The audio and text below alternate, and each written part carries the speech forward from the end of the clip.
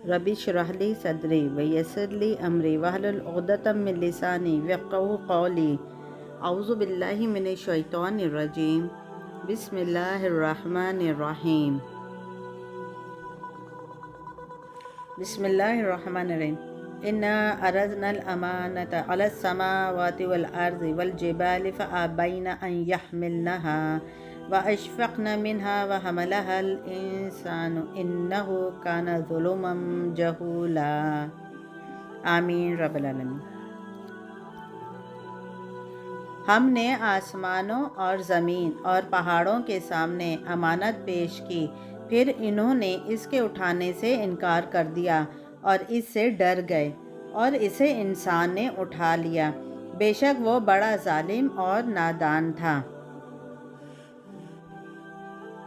सूरह अहज़ाब आयत 72 का मफ़हूम व मतलब ये है कि अल्लाह ताला ने इंसानों को अहकाम शरअ का जो मुकल्लफ़ बनाया है, यानी इंसान का अपनी मर्ज़ी व अख्तियार के तहत अल्लाह ताला की नाजिल फरमूदा शरीयत पर अमल करके अल्लाह ताला की अताअत व फरमा बरदारी करना और नाफरमानी से बचना, ये ज़िम्मेदारी आयत करीमा में लफ्ज़ अल-अमाना से यही ज़िम्मेदारी मुराद ली गई है। अल्लाह ताला ने पहले दीगर मखलूक़ात के सामने पेश फरमाई और इन्हें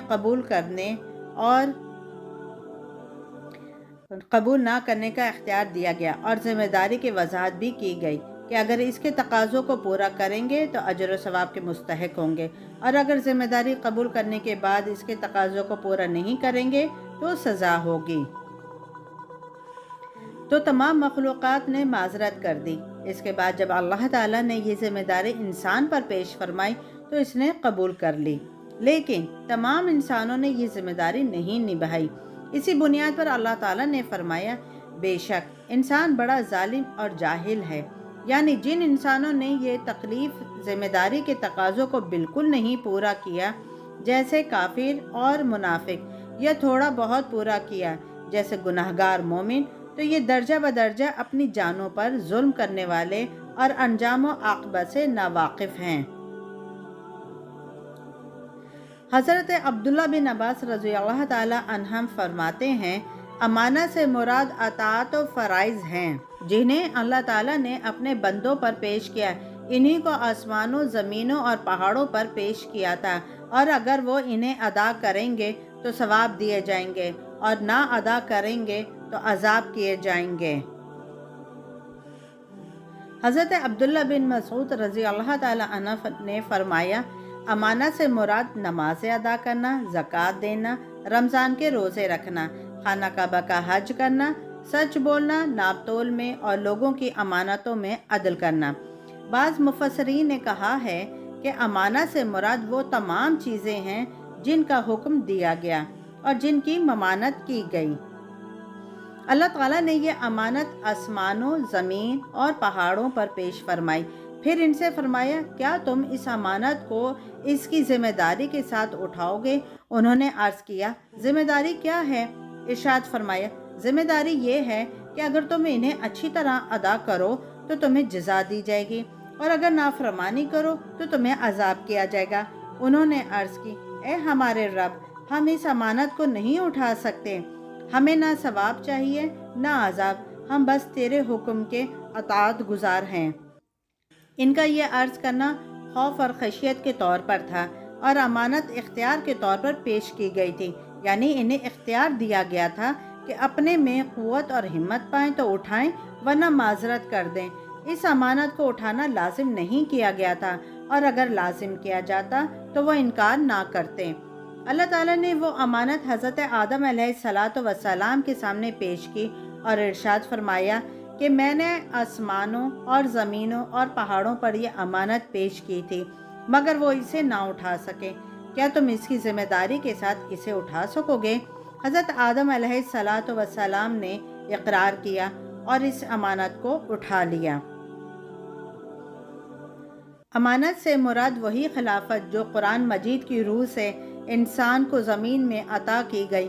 अल्लाह ताला ने इंसान को ताअत व मासियत की जो आज़ादी बख्शी है, और इस आज़ादी को इस्तेमाल करने के लिए इसे अपनी मखलूक़ात पर जो बेशुमार इख्तियारात अता किए हैं, ان کا لازمی نتیجہ یہ ہے کہ انسان خود اپنے اختیاری اعمال کا ذمہ دار قرار پائے اور اپنے صحیح طرز عمل پر اجر کا اور غلط طرز عمل پر سزا کا مستحق بنے۔ یہ اختیارات چونکہ انسان نے خود حاصل نہیں کیے بلکہ اللہ تعالیٰ نے اسے دیے ہیں کہ وہ ان کے صحیح غلط استعمال پر اللہ کے سامنے جواب دے۔ اس لیے قرآن مجید میں دوسرے مقامات پر ان کو خلافت کے لفظ سے تعبیر کیا ہے اور یہاں انہی کے لیے امانت کا لفظ استعمال کیا گیا۔ اس کا تصور دلانے کے لیے اللہ تعالیٰ نے بتایا کہ آسمان و زمین اپنی ساری عظمت کے باوجود اور پہاڑ اپنی زبردست جسامت و متانت کے باوجود اس کے اٹھانے کی طاقت اور ہمت نہ رکھتے تھے، مگر انسان ضعیف البنیان نے اس ذرا سی جان پر یہ بھاری بوجھ اٹھا لیا۔ اے میرے رب، میں یہ امتحان دینے کے لیے تیار ہوں۔ اس امتحان کو پاس کر کے تیری سلطنت کا سب سے اونچا عہدہ مل جانے کی جو میراث کی بنا پر موجود امید ہے، ان سب خطرات کو انگیز کر جاؤں گا جو آزادی اور خود مختاری میں پوشیدہ ہیں۔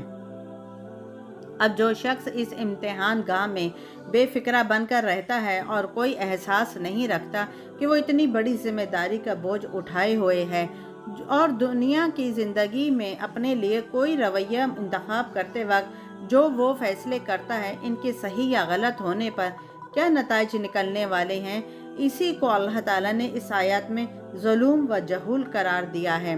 وہ جو جہول ہیں کیونکہ اس احمق نے اپنے آپ کو غیر ذمہ دار سمجھ لیا، اور وہ مظلوم ہیں، وہ ظلوم ہیں کیونکہ وہ خود اپنی تباہی کا سامان کر رہا ہے اور اپنے ساتھ نامعلوم کتنے اور لوگوں کو لے ڈوبنا چاہتا ہے۔